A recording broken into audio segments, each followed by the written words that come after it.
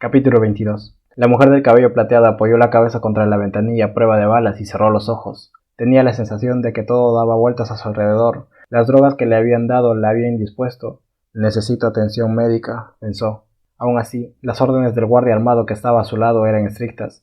Las necesidades de la mujer debían ser ignoradas hasta que la tarea hubiera sido completada con éxito. Y a juzgar por el caos que había alrededor, estaba claro que no iba a ser pronto. El mareo iba en aumento y ahora le costaba respirar. Tras contener una nueva oleada de náuseas, se preguntó cómo había llegado a esa surreal encrucijada. En su actual estado, averiguar la respuesta era una tarea demasiado compleja, pero sin duda, sabía dónde había comenzado todo. Nueva York, 2 años atrás. Había volado a Manhattan desde Ginebra, donde trabajaba como directora de la Organización Mundial de la Salud, un puesto altamente codiciado y prestigioso que ocupaba desde hacía casi una década. Como especialista en enfermedades contagiosas y epidemiología, había sido invitada a las Naciones Unidas para dar una conferencia sobre la amenaza de las pandemias en otros países del tercer mundo. Charla fue optimista y tranquilizadora. Había presentado varios sistemas nuevos de detección temprana y planes de tratamiento diseñados por la Organización Mundial de la Salud y otras instituciones. Al terminar, recibió una gran ovación. Después de la conferencia, mientras se encontraba en el vestíbulo charlando con algunos especialistas, un empleado de las Naciones Unidas, con una insignia diplomática de alto nivel, se acercó a ella e interrumpió la conversación. Doctora Sinsky, alguien del Consejo de Relaciones Exteriores quiere hablar con usted. Un coche le espera afuera. Desconcertada y un poco enervada, la doctora Elizabeth Sinsky se dispuso y agarró su muleta. Mientras su limusina recorría la primera avenida, comenzó a sentirse extrañamente inquieta. ¿El Consejo de Relaciones Exteriores? Como muchos otros, Elizabeth Sinsky había oído los rumores.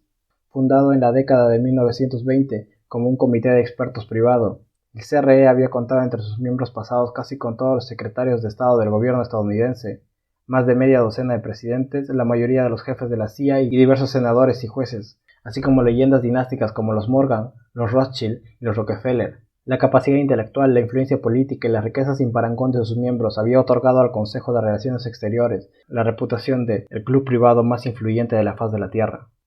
Como directora de la Organización Mundial de la Salud, Elizabeth estaba acostumbrada a relacionarse con personas importantes. Su larga trayectoria en la OMS, así como su naturaleza extrovertida, le habían hecho merecedora recientemente de una señal de aprobación por parte de una importante revista del ámbito de la salud, que la incluyó en la lista de las 20 personas más influyentes del mundo, algo que a Elizabeth le pareció irónico teniendo en cuenta lo enfermiza que había sido de niña.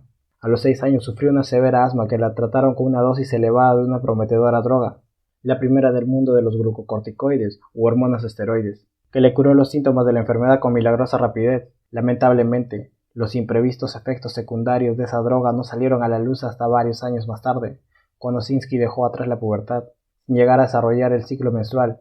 Nunca olvidaría el oscuro día en la consulta del médico, a los 19 años, en el que descubrió que el daño a su sistema reproductivo era irreversible.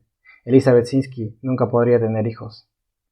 El tiempo curará el vacío, le aseguró el médico, pero la tristeza y la rabia no hicieron sino crecer. Las drogas que le habían privado de la capacidad de concebir a un hijo habían sido tan crueles que no habían hecho lo mismo con el instinto animal de tenerlo. Durante décadas había intentado aplacar el deseo de cumplir ese sueño imposible. Incluso entonces, a los 61 años, todavía sentía una punzada de amargura cada vez que veía a una madre con su hijo. «Estamos llegando», le anunció el conductor de la limusina. Elizabeth se pasó la mano por su cabello de largos rizos plateados y se miró en el espejito que llevaba. Antes de que pudiera darse cuenta, el vehículo se detuvo en una adinerada zona de Manhattan, y el conductor le ayudó a bajar. «Le esperaré aquí», dijo el chofer. «Cuando haya terminado podemos ir directamente al aeropuerto». Los cuarteles generales del CRE se encontraban en un edificio neoclásico, en la esquina de Park Avenue con la calle 68, que antaño había sido el hogar de un magnate de Standard Oil. Su discreto exterior se fundía a la perfección con el elegante paisaje de los alrededores, no ofrecía ninguna pista de su singular propósito. «Doctora Sinsky», dijo la corpulenta recepcionista, «por aquí, por favor. La están esperando». «Muy bien, pero ¿de quién se trata?». La recepcionista la condujo por un lujoso pasillo. Al llegar a la puerta cerrada, llamó con los nudillos, luego abrió y le indicó que pasara. La doctora entró y la puerta se cerró tras ella.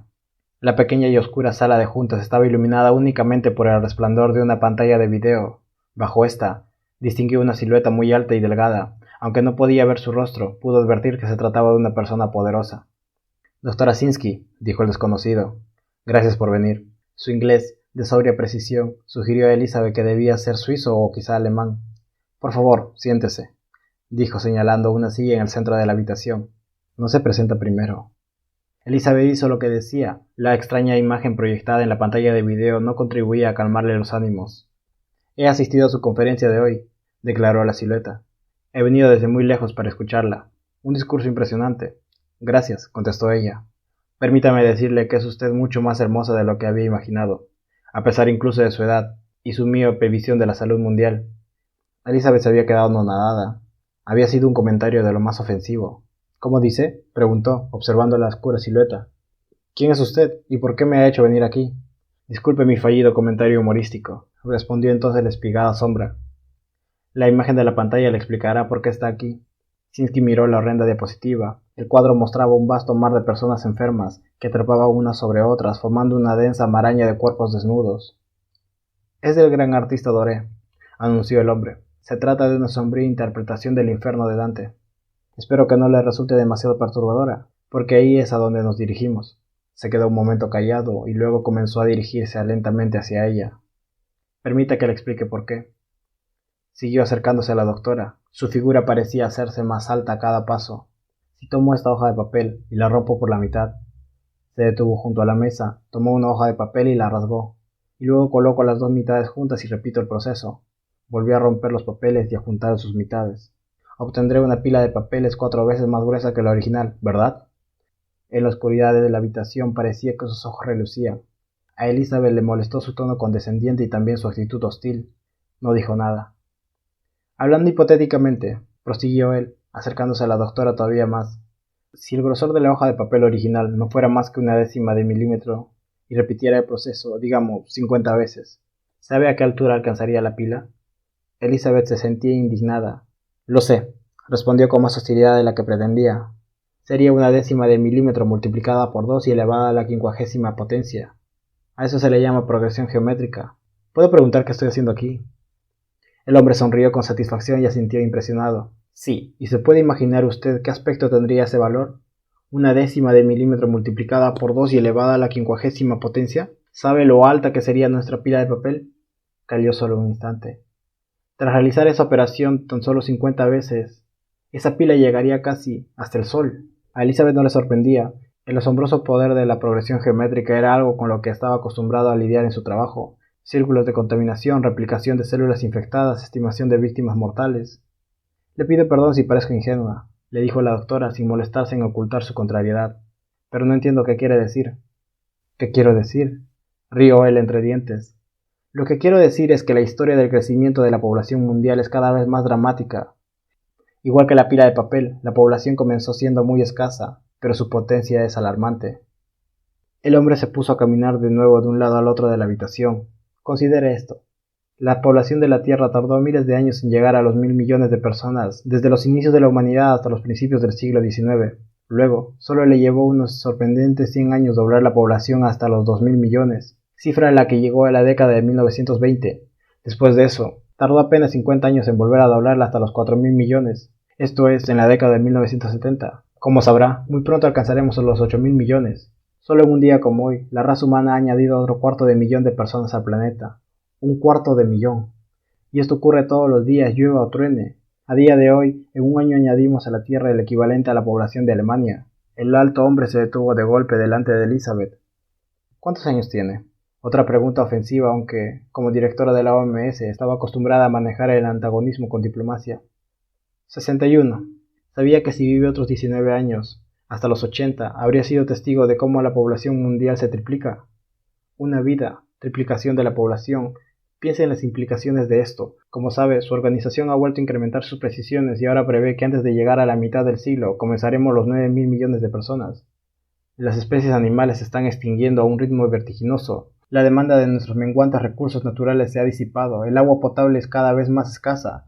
Desde cualquier perspectiva biológica, nuestra especie ha superado la cantidad sostenible. Y ante ese desastre, la Organización Mundial de la Salud, Guardianes de la Salud Mundial, se dedica a cosas como curar la diabetes, llenar los bancos de sangre o batallar contra el cáncer. El hombre se detuvo y se quedó mirando fijamente a la doctora. De modo que le he pedido que venga hoy aquí para preguntarle de forma directa ¿por qué diablos la OMS no tiene agallas para afrontar este problema sin miramientos? Al oír esto, Elizabeth se enfureció. Quienquiera que sea usted, sabe perfectamente bien que nosotros tomamos la superpoblación muy en serio. Hace poco hemos gastado millones de dólares en enviar a médicos a África para que repartan preservativos de manera gratuita y eduquen a la gente sobre la importancia del control de natalidad. ¿Así?, dijo el hombre alto en un tono burlón.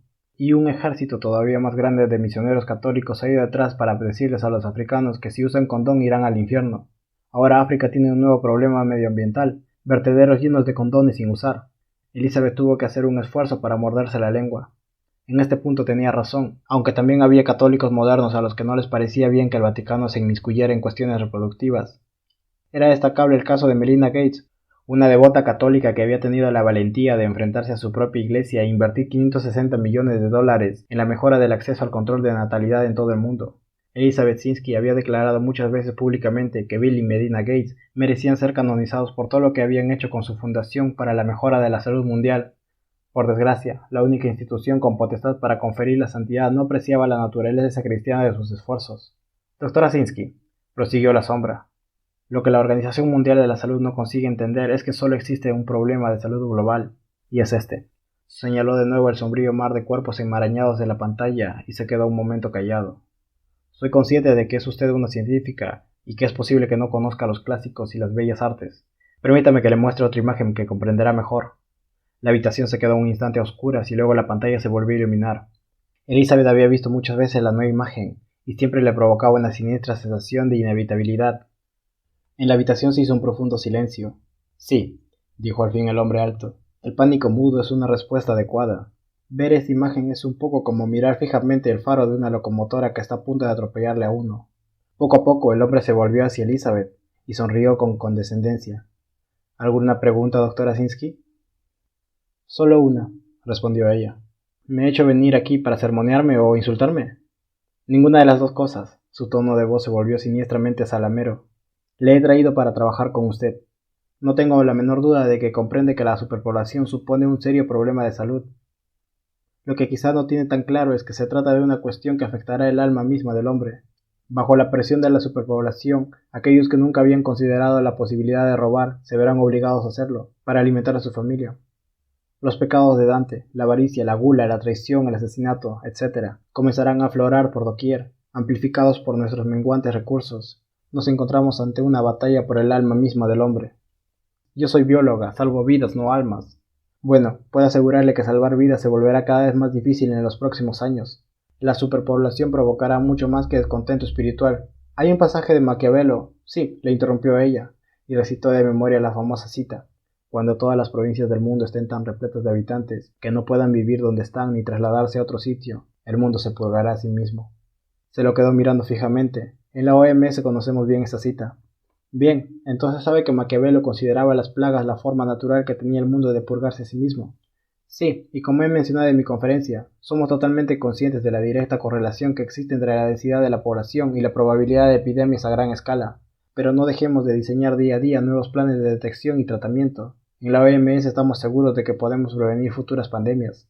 ¡Qué lástima! Elizabeth se quedó mirando con incredulidad. ¿Cómo dice? Doctora Zinsky, respondió el hombre con una extraña sonrisa. Habla usted del control de epidemia como si fuera algo bueno. Ella no daba crédito a lo que estaba oyendo. He ahí el problema, siguió el hombre alto como un abogado que presenta sus pruebas. Y es usted la directora de la Organización Mundial de la Salud, lo mejor que puede ofrecer a esta institución. Una idea aterradora, si uno lo piensa bien.